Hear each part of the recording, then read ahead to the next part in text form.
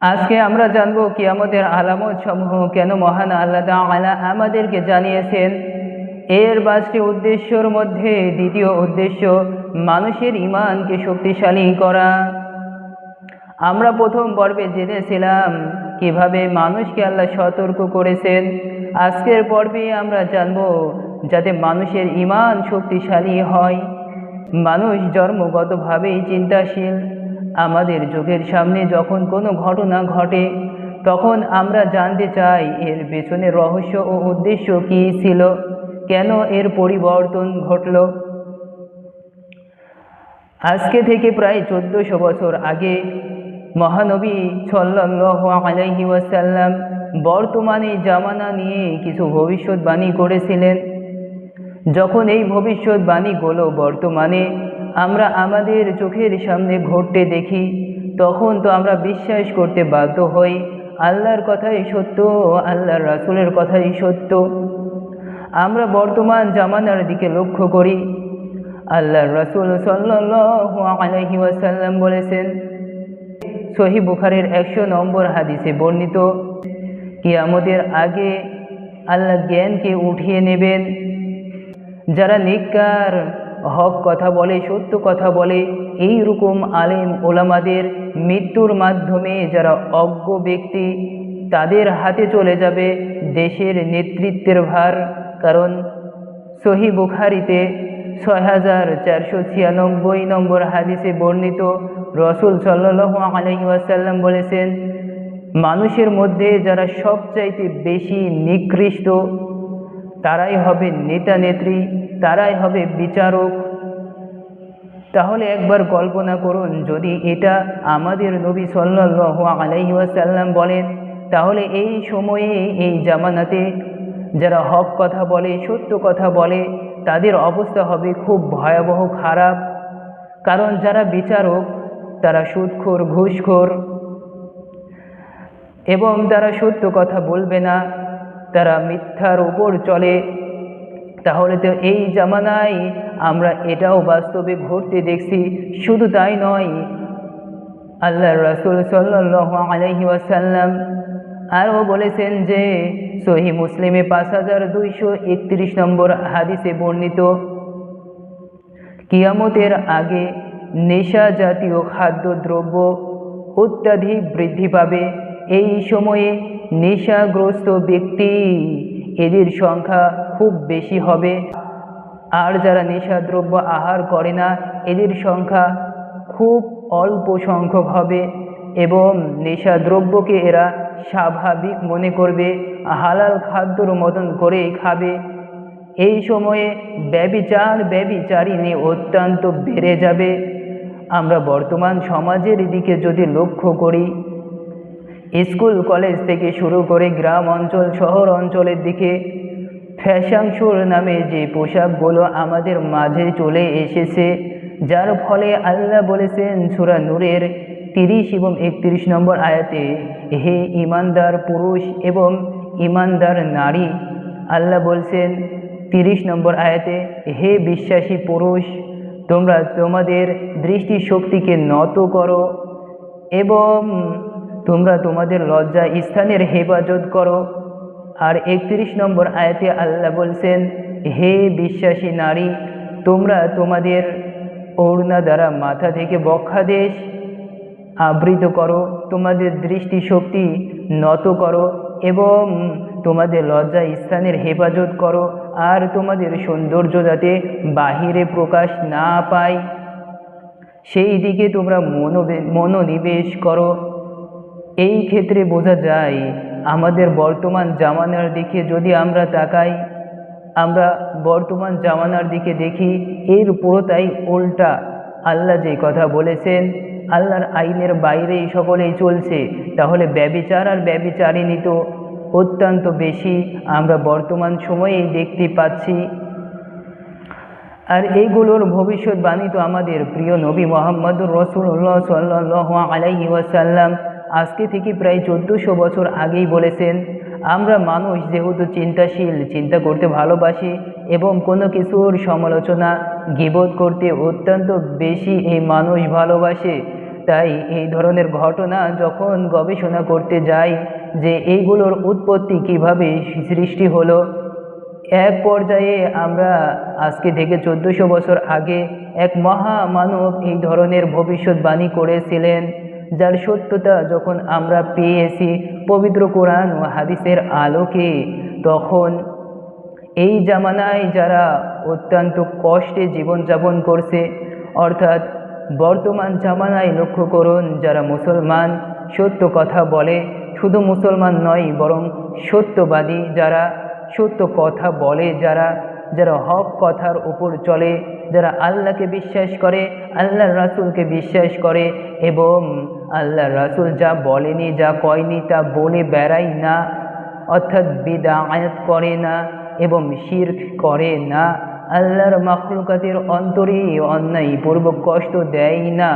বর্তমান জামানায় তাকান তো, এরা সুখে আছে নাকি কষ্টে আছে? আল্লাহ বলছেন সূরা কাহাফের 7 নম্বর আয়াতে, পৃথিবীর মধ্যে পৃথিবীর বাইরে যাহা কিছু আছে সব কিছুকেই আল্লাহ সৃষ্টি করিয়াছেন, সুন্দর ও আকর্ষণীয় করিয়াছেন, যাহাতে মানুষ আকৃষ্ট হয়। ওই সমস্ত মানুষ যারা গরিবের হক নষ্ট করে, মানুষদেরকে মেরে কেটে নিজে বড়লোক হবে কিভাবে, এই চিন্তা যারা করে, আল্লাহ বলছেন আমি এই পৃথিবীকে এভাবেই আকৃষ্ট করিয়াছি, যার ফলে তারা সত্য বুঝতে পারে না। আল্লাহ বলছেন ওই সমস্ত ব্যক্তিদেরকে তোমরা চিন্তা করো, আমি তো অবিনশ্বর আর তোমরা তো নিঃস্বর, কারণ আমাকে তন্দ্রা স্পর্শ করে না, নিদ্রাও নয়, কিন্তু তোমাদেরকে তন্দ্রাও স্পর্শ করে, নিদ্রাও স্পর্শ করে। কোনো মানুষ নাই, কোনো প্রাণী নাই তারা নিদ্রাগ্রস্ত না, ক্লান্তগ্রস্ত না, তারা অবশ্যই ঘুম পাড়ে। আল্লাহ বলছেন সূরা জুমারের 42 নম্বর আয়াতের মধ্যে, আমি সমস্ত জীব সমস্ত প্রাণীর আত্মা কেড়ে নিই যখন তারা ঘুমায়। আপনি যদি বিশ্বাস না করেন, একই দিন একটানা কাজ করুন, তারপরে দেখবেন অটোমেটিক আপনি ঘুম না পেরে থাকতেই পারবেন না। আর এই সময়ে আপনি 5-7 ঘন্টা যে ঘুমিয়ে ফেলবেন, এই সময়টুকু আপনার আত্মা কি আপনার দেহে থাকবে, নিয়ন্ত্রণে থাকবে না বাইরে চলে যাবে? তো যারা বিশ্বাসী তারা তো বুঝতেই পারছে, কুল্লুন নাফসি যায়িকাতুল মাউত, এই মৃত্যুর স্থান থেকে কখনোই আমরা ফিরতে পারবো না। তাই এই সামান্য দুনিয়ায় সামান্য কষ্ট যদি সহ্য করতে না পারি, তাহলে আমরা কিভাবে আখিরাতে পরকালের সেই ভয়াবহ কষ্ট থেকে বাঁচতে পারবো? তাই মহান আল্লাহ তাআলা আমাদেরকে কিয়ামতের আলামত সমূহ জানানোর উদ্দেশ্য হলো আমাদের ঈমানকে শক্তিশালী করা। প্রথমত আমরা তো সতর্ক হয়েছি, দ্বিতীয়ত আজকে আমরা আমাদের ঈমানকে শক্তিশালী করলাম, যেহেতু আল্লাহর কথা সত্য, ওয়ামান আসদাকু মিনাল্লাহি হাদিসা, আল্লাহর কথা সত্য, আল্লাহর রাসূলের কথা সত্য। আল্লাহর কথা মানেই তো আল্লাহর রাসূলের কথা। আল্লাহকে তো আমরা দেখি না, আল্লাহকে তো শুনি না, তাই আল্লাহর সমস্ত কথা সমস্ত বিষয় আমরা রাসূলের মাধ্যমেই জেনেছি। আর রাসূল তো বলেছেন, আমরা তো জানলাম যে কিয়ামতের আলামত সমূহ বর্তমানেও আমরা ঘটতে দেখলাম। এখান থেকে আমরা স্পষ্ট বুঝতে পারি আল্লাহর রাসূলের কথাই সত্য এবং আমাদের ঈমান আরও বেশি শক্তিশালী হয়। যে আল্লাহর রাসূল বলেছেন কিয়ামত হবে, হাসর নাসর হবে, জান্নাত জাহান্নাম রহিয়াছে।